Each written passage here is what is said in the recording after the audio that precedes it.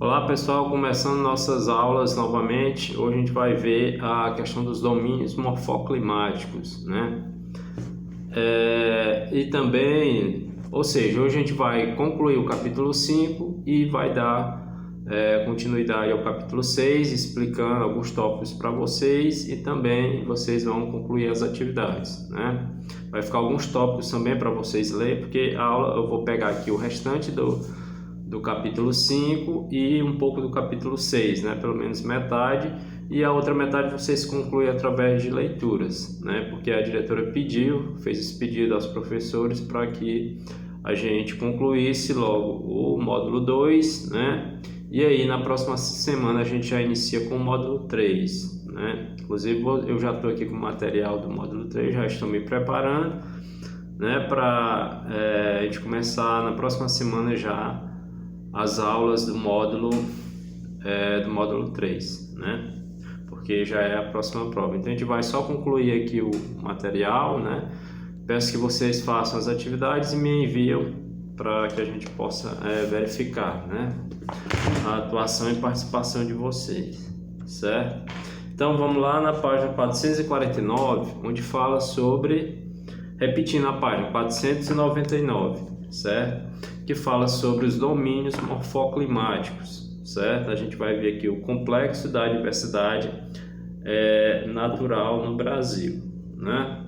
Então, já na página 450, a gente mostra para vocês o mapa, né? Porque através do mapa, vocês vão mentalizar as regiões e os domínios morfoclimáticos atuando nas diversas regiões brasileiras, né? Nas 5 regiões brasileiras, certo?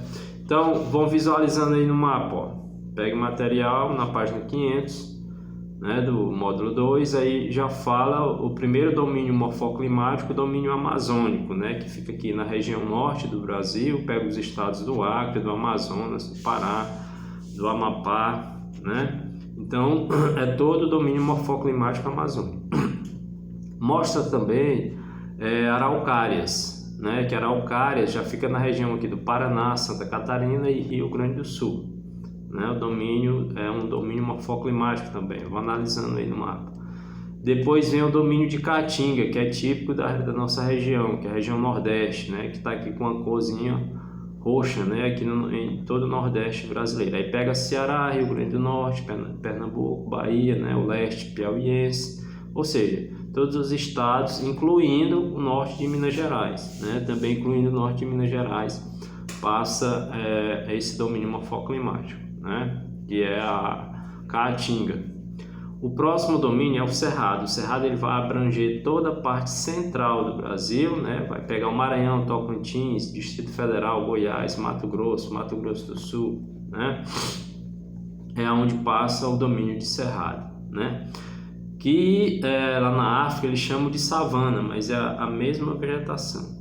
Interessante é o seguinte, a gente falar aqui nesse contexto da geografia e na formação do planeta, né, abordando esse tema de cerrado e savana, porque aqui no Brasil nós chamamos de cerrado e lá na África eles chamam de savana, né? Então difere o nome, mas é a mesma vegetação. Por quê? Porque no início da formação da Terra existia aí o Pangeia, era o único continente, né, da história aí da Terra. Então, com o passar dos anos, eles foram se fragmentando e se afastando. Tanto é, se você pegar a costa de um continente e encostar na outra, vai dar certinho uma bola, né? Se você pegar todos os continentes e encaixar um no outro, vai dar uma única massa continental, é o chamado Pangeia, né?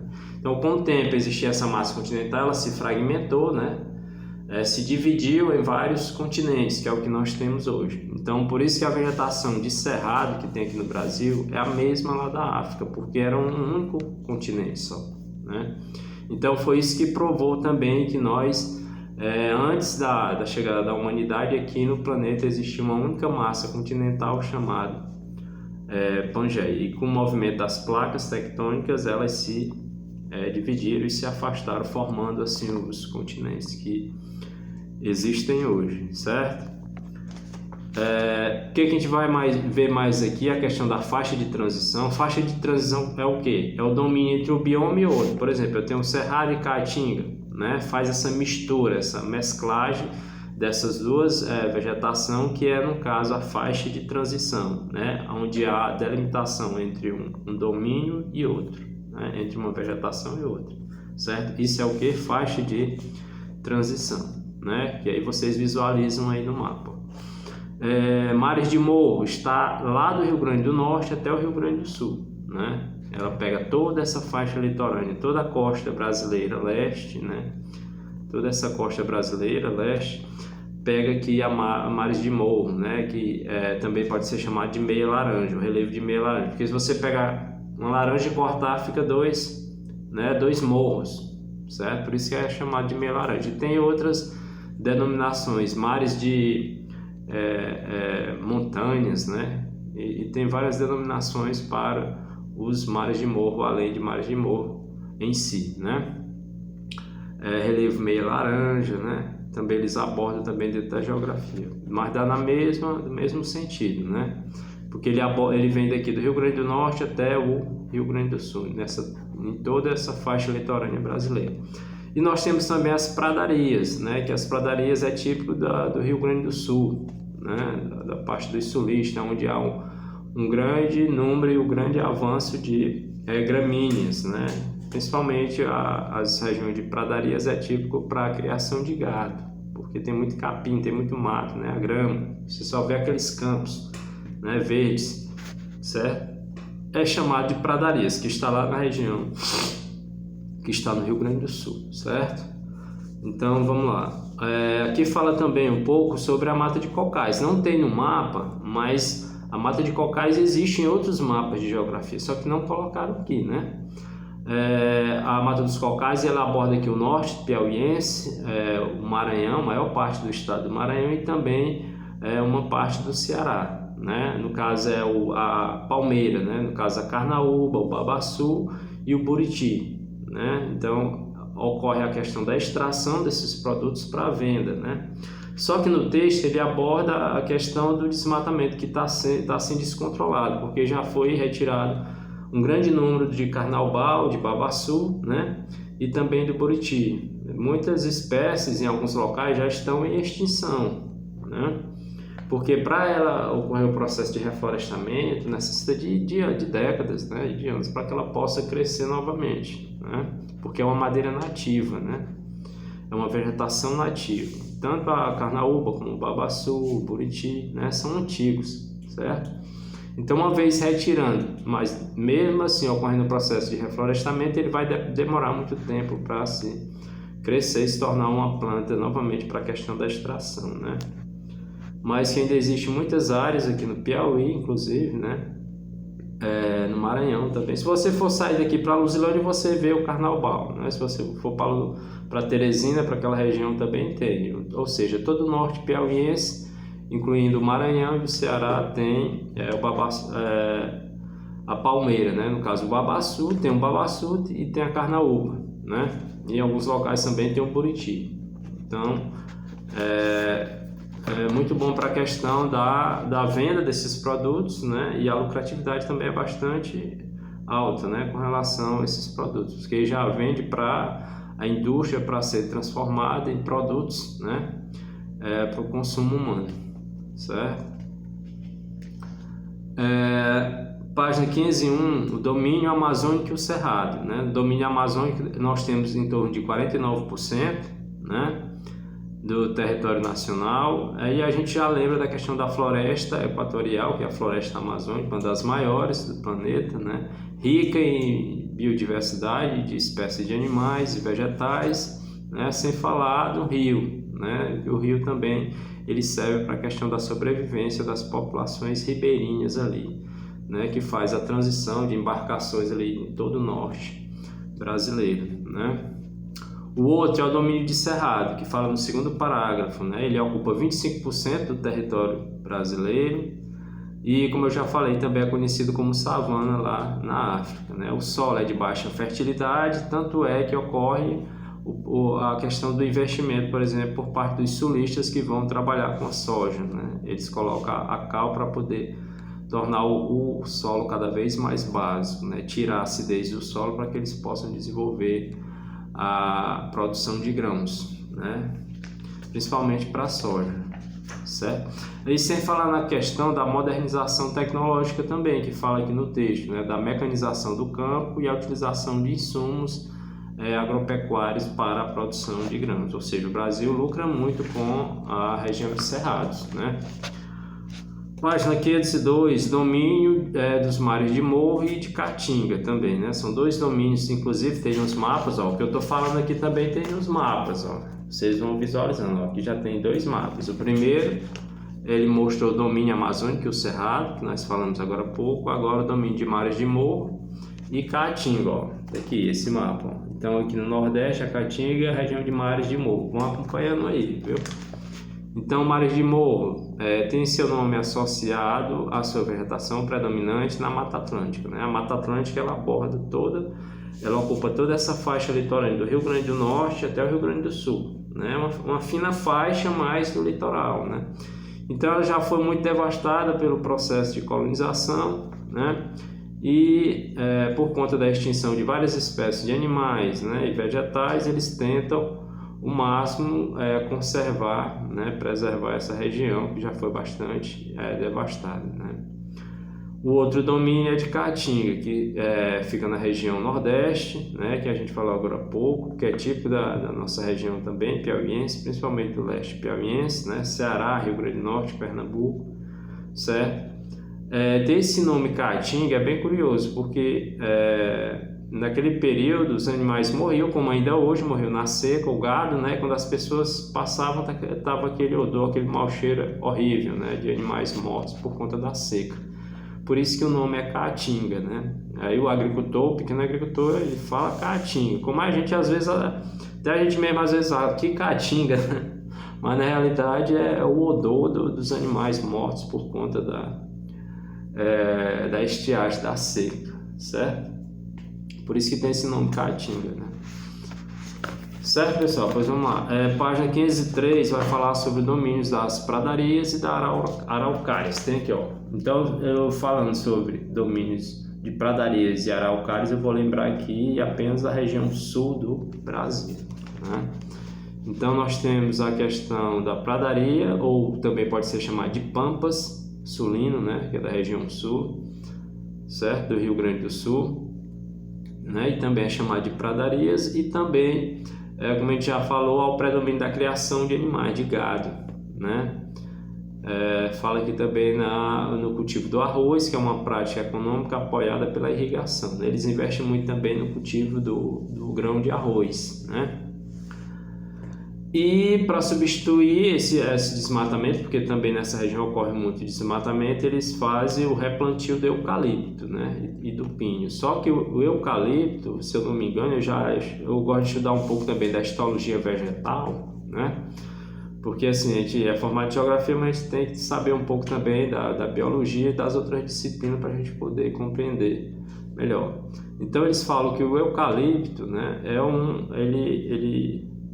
ele suga muita água do solo, né, e acaba comprometendo também. E também ele vai ser diferente porque ele não é uma planta nativa, né, já vai ocorrer a diferenciação quanto à biodiversidade da região, né. Então, segundo o pessoal da biologia, eles falam que o eucalipto ele suga muita água do subsolo, ou seja, se tiver poço próximo àquela região ali, vai secar tudo, né, porque ele evapora muita água, né? Evapora muita água, então pela célula da planta acaba perdendo muita água, consequentemente não é uma planta muito propícia para ocorrer a questão da substituição, né? No caso seria mesmo a planta nativa, né? Se retirou uma planta nativa, tem que plantar, ter uma maneira de plantar a mesma planta, né? Para que não tenha muitos impactos ambientais para aquela região.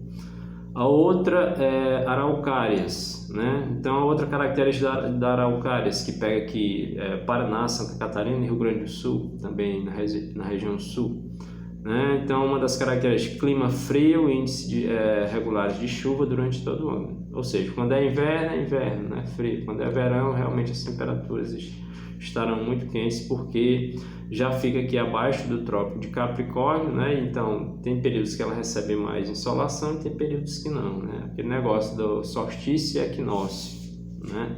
Então vai ser 6 meses, ele vai receber mais radiação solar, ele vai viver o verão, e 6 meses, consequentemente, vai ser inverno, né? Quando inverte aí de verão para inverno, certo?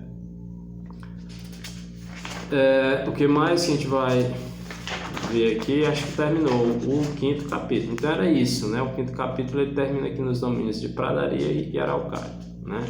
Cabe a vocês dar mais uma lidazinha do que a gente falou aqui para vocês compreenderem melhor, né?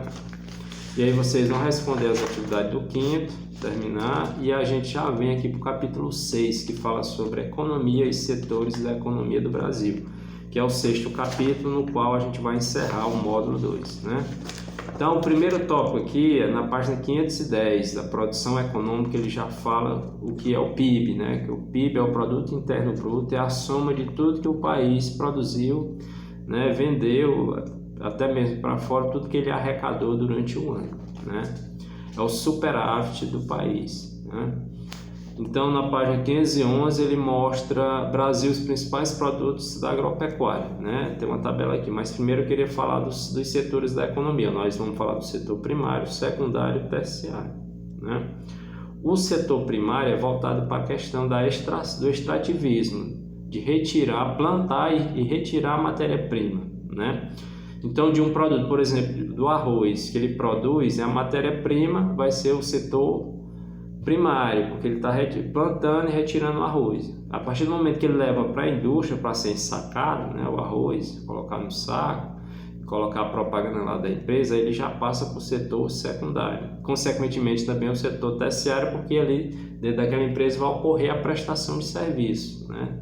Pessoas que vão trabalhar, que vão fazer a distribuição, né, das mercadorias, como o motorista, como as pessoas encarregadas de colocar o produto dentro do carro, enfim, vai ter uma grande quantidade de trabalhadores voltados também para o setor terciário, para a prestação de serviço. Até chegar na prateleira, né, do momento que ele chega ali, já também é um produto do setor secundário, mas também vai ocorrer a questão da empregabilidade dos trabalhadores que vão vender aqueles produtos, que são os comerciantes, né? Então, eles são prestadores de serviço, também estão no setor terciário. Assim como nós, professores, médicos, policiais, advogados, estão no setor terciário. Então, é o que a gente vai estudar hoje aqui no 5º, né? no sexto capítulo, né? Que fala sobre economia. Então, o setor primário é aquele que é voltado para a roça mesmo, para o extrativismo, né? Para a questão da produção da soja, do café, né? Da cana-de-açúcar e etc. Então, nós temos uma tabela aqui, ó, vocês vão acompanhar os produtos agrícolas, né? Do setor primário. Brasil, principais produtos agrícolas. Aí nós temos a soja em primeiro lugar, depois vem o milho, né, cana-de-açúcar, feijão, trigo, café, arroz, mandioca, algodão e laranja. Esses são os principais produtos de exportação do Brasil, né? Os estados que se destacam na produção agrícola, aí vem São Paulo, em primeiro lugar, 16%, Mato Grosso, 13%, Paraná, 12%, Minas, 12%, né? Então, são os estados maiores produtores de grãos. Tem também a questão da criação de aves, né? É a que tem o maior número de cabeças, no caso, é a criação de aves, né? De frango mesmo, da galinha, né? Do frango. E depois vem o gado bovino, em segundo lugar, né? Primeiro vem o frango, da questão da agropecuária, depois vem o gado, em segundo lugar, seguido do suíno também, né? Que é do porco, né? Então, o Brasil é um país rico nessa área, né? Muito rico nessa área da produção agrícola e da agropecuária, né? Certo, aí a gente vai lá para a página 513, que fala sobre o setor secundário da economia, né, no qual eu falei. Aqui no Brasil ele se dá, o processo industrial vai se dar a partir de 1930, no governo de Getúlio Vargas, né, onde há investimento maciço em indústria. Então, qual era o objetivo? Substituir os produtos importados, porque antes de 1930, praticamente tudo que a gente consumia vem de fora, né? O Brasil não produzia nada, praticamente. Então, foi a partir de 1930, né, que veio, a partir do governo de Vargas, né, o chamado milagre brasileiro, porque Vargas investiu em várias áreas, inclusive na área da indústria, né? E aí os produtos que a gente comprava de fora, a gente produzia aqui dentro mesmo do país, né? Diminuindo aí os gastos, certo? Então o setor secundário já é aquele voltado para a questão da confecção da matéria-prima, né? Ou seja, se eu retirar a madeira, né, a tora da madeira é a matéria-prima. Quando leva para a indústria vai ser transformado no móvel, aí já é o setor secundário, né? Enfim, todos os produtos, né? A soja, por exemplo, ele tira a soja, aí a soja vai ser o leite da soja, vai ser o farelo da soja, né? A carne da soja e assim por diante, quando ele leva para a indústria para ser transformado, né? Então é isso, o setor secundário, essa questão da transformação. Mas eu queria mostrar para vocês aqui na página 504 a questão dos 3 grupos de indústrias, né, brasileiras, né? Tem na página 514, no primeiro, segundo e terceiro parágrafo. Tem assim, há também as indústrias que transformam as matérias-primas em produtos diversos. Aí nós temos a indústria de bens de consumo, dividida em bens duráveis. O que são bens duráveis? São automóveis, são eletrodomésticos, né? Móveis, são produtos que duram muito tempo. Semiduráveis, aí nós temos vestuários, calçados, etc, né? Não duráveis, nós temos alimentos e bebidas, né? Os alimentos que são perecíveis, têm um prazo de validade, né? As bebidas também. Bem intermediário de capital são as máquinas e os equipamentos, né? Bens de produção ou bens de base envolve matéria-prima e equipamentos também, né? Como a indústria da siderúrgica e da metalúrgica, né? Então vocês vão ler também essas partes da divisão da indústria brasileira, né? Agora a gente vem para o setor terciário, né? Porque a gente já falou do primário, do secundário e agora o setor terciário, que é aquele voltado para a questão da prestação de serviços e do comércio, né? Então quem está, né, nessa área são muitas pessoas, né? Então a gente deve falar um pouco sobre a questão do setor terciário da economia no que diz respeito à questão da qualificação, né? Que a cada ano as empresas, as indústrias, elas exigem mais dos trabalhadores, né? Que eles sejam cada vez mais qualificados para poder entrar no mercado de trabalho, né? Então quanto mais curso vocês fizerem, né? Quanto mais vocês estudarem, entrarem na universidade, se aperfeiçoarem, né? Quanto mais ocorrer isso, melhor para vocês, né? Para o currículo de vocês, para que vocês possam ser reconhecidos, né? E aí consigam um bom emprego, certo? Então o setor terciário ele abrange toda essa gama de trabalhadores, né, que estão procurando emprego, que vão trabalhar no setor da informática, da tecnologia, né, enfim, né? Nós aqui, por exemplo, nós precisamos dessa tecnologia para a gente poder trabalhar, para enviar o vídeo para vocês. É o setor terciário, aquele da prestação de serviço. O comerciante, o bancário, o policial, todos estão prestando serviço, né? E no caso o setor terciário, né? Aí nós vemos bem aqui embaixo, na página 15 e 16, olha aí no material de vocês, página 15 e 16, tem assim, Brasil distribuição dos trabalhadores nos setores da economia. Aí o setor primário, nós temos 9,5% de trabalhadores no setor primário. No setor secundário, nós temos 20,7%, né, de trabalhadores na indústria, que é o setor secundário. E o setor terciário, nós temos 69,8%, é o maior, né? É o setor terciário, aquele setor de prestação de serviços, né? Certo, pessoal? Então, na página 15 e 19, nós vamos ver também os recursos energéticos, né? Nós temos recursos, vocês vão ler lá, recursos renováveis e não renováveis. Entendeu o seguinte, pessoal, que recurso renovável já está dizendo, aquele que pode se renovar novamente. Aí ele cita o hídrico, né, que é a água do rio, uma vez eu utilizando a fonte de energia, ela é reaproveitada, porque vai ter água em abundância, né, por conta dos rios. O carvão vegetal é aquele carvão do churrasco aí da casa de vocês mesmo, né, é diferente do carvão mineral. O carvão mineral é um combustível fóssil, ele é mais escuro, ele é mais oleoso, ele é mais denso, ele é mais pesado. O carvão vegetal é a árvore, né, que é queimada, faz aquelas caeiras. Talvez vocês não conheçam, talvez o pai de vocês conheça. A caeira é feita e é retirado o carvão vegetal, que é o carvão que nós utilizamos para fazer o churrasco, né? A churrasqueira, certo? Aí tem a biomassa é do bagaço da cana-de-açúcar, ele é seco, depois ele é queimado de novo, porque ele vai servir, principalmente para a indústria siderúrgica, para acender as fornalhas lá, para produzir o produto. Aí tem a eólica, que é a força do vento, né? E a solar. Então essas fontes são fontes de energia renovável. Uma vez ela vai estar sempre em atividade. O sol, né, o vento, a biomassa, que é o bagaço da cana-de-açúcar. Uma vez eu retirando a cana-de-açúcar, eu posso fazer o replantio, né? O hídrico, que é a água, né, dos rios. O carvão vegetal, que é a madeira, né? Uma vez eu derrubando a vegetação, eu posso fazer o reflorestamento, né? Por lei, é obrigado já. Se você for desmatar uma área muito grande, você tem que, por lei, fazer o reflorestamento daquela região que pode estar sendo ameaçada, né? Todo um ecossistema ali de animais e vegetais da região, certo? Então,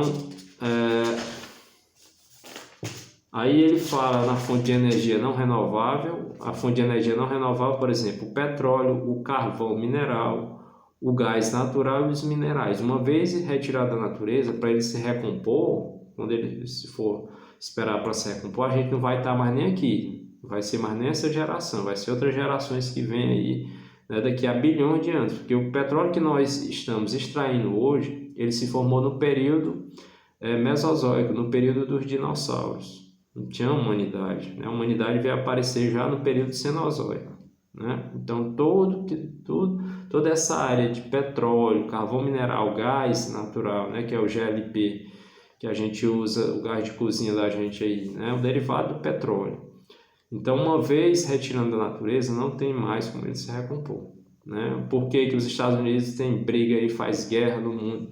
Com o objetivo de segurar as reservas de petróleo que tem no mundo aí sobrando, né?